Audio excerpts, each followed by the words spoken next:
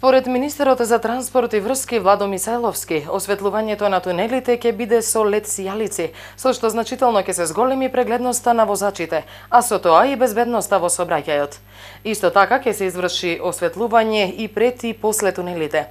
Очекувањата се дека некаде до октомври оваа година осветлувањето треба целосно да биде завршено. Во исто време ќе се изврши и осветлување на клучката Велес Север, потоа на крстосницата Прилеп-Летвар и на крстосницата кај Крушево.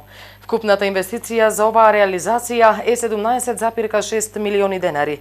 Овој месец е започната и санација и поставување на сигнализацијата на тунелите на државните патишта. Преку овој проект ќе се санираат 7 тунели, и тоа кај Блаце, на патот Градско Прилеп, на патот Битола Прилеп, на автопатот Велес Катланово и 3 тунели на автопатот Катланово Велес.